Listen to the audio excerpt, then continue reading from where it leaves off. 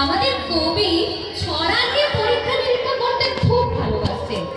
স্বয়ং ভগবানকেও তিনি রেহাই দিলেন না, ভগবানকেও নিয়েও লিখলেন এই ছড়া। বললেন প্রশ্ন কঠিন, জবাবটা কে দেবে? আমাদের কে বানিয়েছিলেন বলতে পারো ভেবে? আমরা সবাই ঈশ্বরেরই দান, আমাদের সব বানিয়েছিলেন মহান ভগবান। স্যার বললেন তার কাছে তাই আমরা সবাই ঋণী, কিন্তু কেন আমাদের সব বানিয়েছিলেন তিনি? উঠে বললে ভাই এই ভাবা চাকা ভগবানের ভয় পেত খুব, থাকতে একা একা। চান্স দিবি তো যখন টাইম টেবিল বোধহয় এই কারণেই ছাপা হয় যাতে আমরা বুঝতে পারি যে কোন ট্রেনটা কতটা লেট করেছে। এবার ট্রেন লেট করার ঘটনা তো আমাদের জীবনে হামেশাই ঘটছে, কিন্তু সময়ের আগে ট্রেন চলে গেছে এমন শুনেছেন কখনো আপনারা? শোনেননি তো? সেই গল্পই এবার আমরা শোনাবো আপনাদের। আরে আরে চেকার মশাই, এটা কেমন ব্যাপার?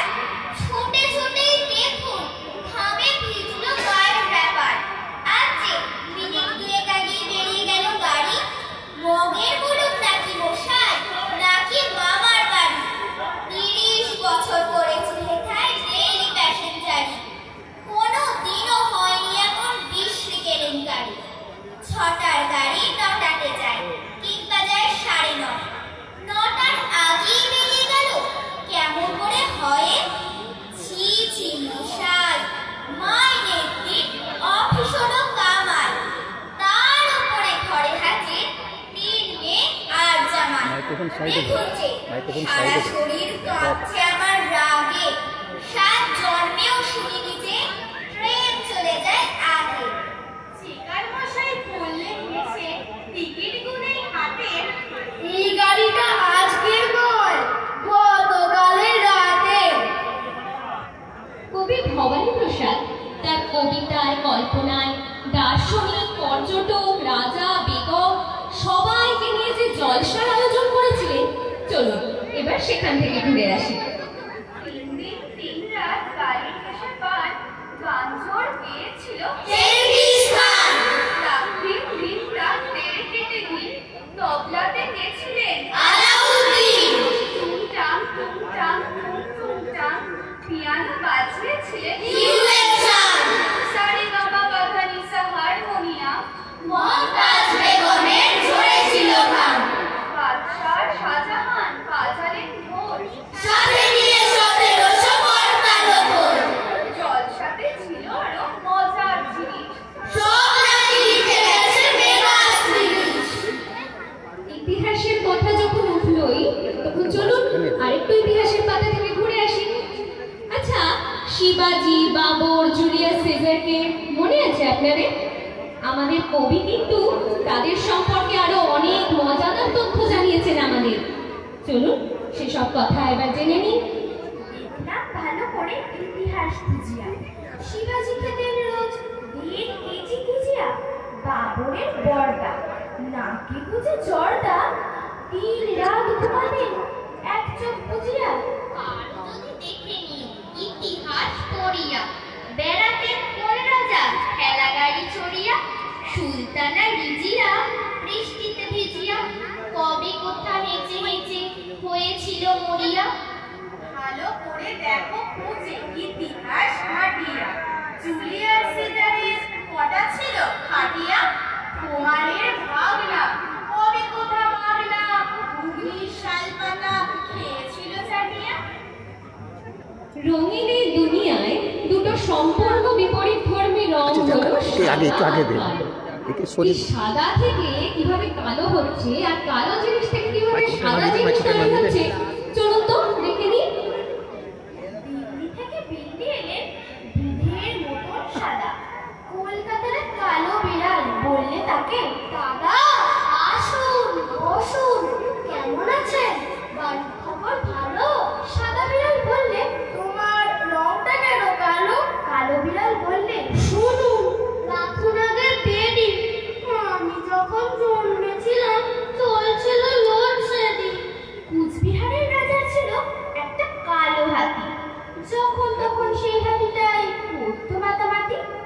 একদিন তার কাণ্ড দেখে চমকে গেল পিলে। 5টা কাপড় কাচার সাবান ফেলতে হতে গেলে। পরদিন কি ঘটলো ব্যাপার বলছি শোনো দাদা। সাবান খেয়ে কালো হাতে বাচ্চাগুলো সাদা। রামুর সাথে রামু সেদিন হঠাৎ হলো দেখা। বললে রামু, শোন রে রামু, চললি কোথায় একা? 9 মাস বাদে দেখা হলো, কেমন আছিস? ভালো। আগে তো বেশ ফর্সা ছিলি, এখন কেন কালো? বললে রামু, কেমন করে রং হলো সব ময়লা। আগে বেচতাম ময়লা আমি, এখন বেচি কয়লা। সেদিন পরে বললে ভোদা, বলতো ভেবে সাদা। রাত্রে ফোটা ফুলগুলি সব হয় কিভাবে সাদা? বললে হাদা, হায় রে গাধা, এ তো সবাই জানে। অবাক হয়ে তাকিয়ে কেন থাকিস আমার পানে? রাতে ফোটা ফুলগুলো না ঘুমিয়ে জেগে থাকে, হয় সাদা রোজ সারা দেহে জ্যোৎস্না মেঘে মেঘে। কোনো কোনো পাখিকে কথা বলা শেখালে তারা কথা বলে, আবার কিছু পাখি আছে যারা মানুষের কথাবার্তা শুনে আপনা থেকেই মানুষের মতো কথা বলে। এই রকমই এক কথা বলা পাখিকে নিয়ে খুব মজার এক ছড়া লিখেছেন কবি। আমার পাখি আজব পাখি, করবে হরিনাম। দেখে যান গো বাবু মশাই, 100 টাকা দাম। এই ছেলেরা চুপ করে থাক, করিস না শোরগোল। বল তো পাখি, বল একবার, বল হরি বল। সত্যি পাখি, বল হরি বল, বলেই দিল জোরে। বংশী বাবু 100 টাকার নিলেন খাঁচা ধরে। বাড়ি ফিরে সবাইকে জড়ো করলেন ডেকে। জনা 50 লোকের মাঝে বললেন জোরে হেঁকে, এই যে পাখি দেখছো সবাই, মধুরায়ের নাম।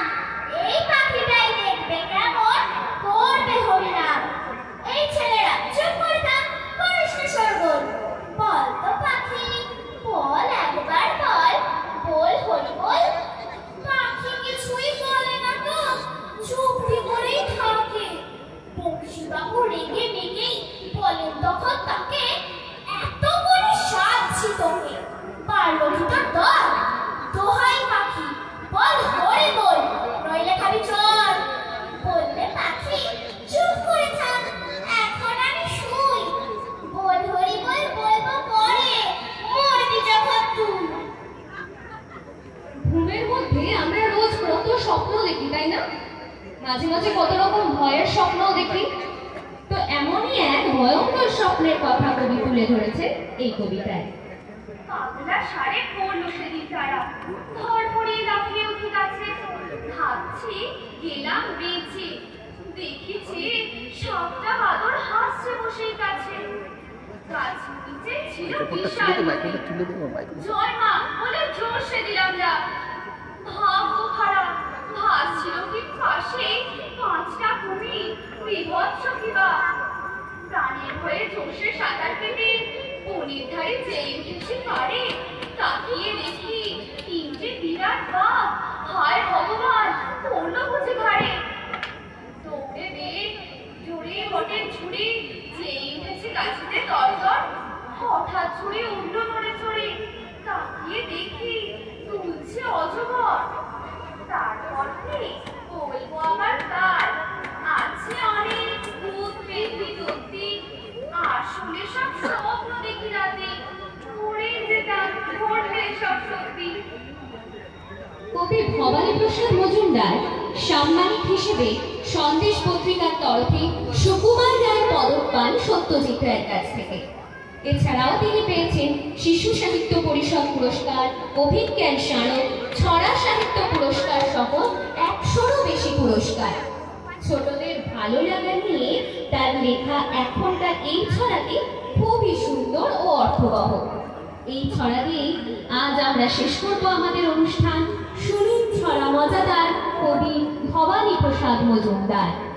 ভালো লাগে ফুল পাখি লতা পাতা ঘাস, ভালো লাগে শরতের দুধ সাদা কাশ, ভালো লাগে আকাশের রং নীল নীল, পাহাড় সাগর নদী খুশি ঝিলমিল, ভালো লাগে ছোটাছুটি খেলা লুকোচুরি,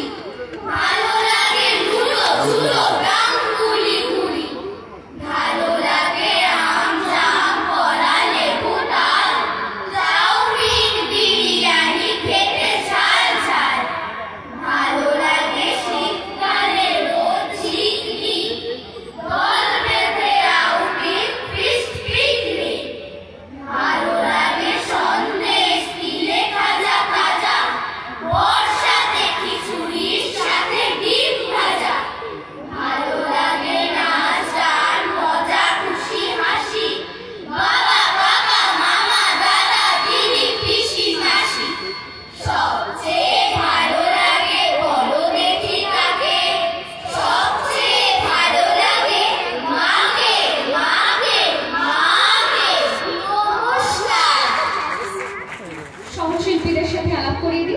বাদিক থেকে রয়েছে অদ্রিজা, কমপ্লিট করানো। তানিশা, সম্প্রীতি, দেবায়ন, নমস্কার। হিমাংশু, ঐশী, নমস্কার।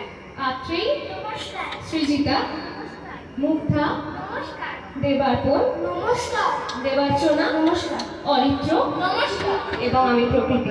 নমস্কার।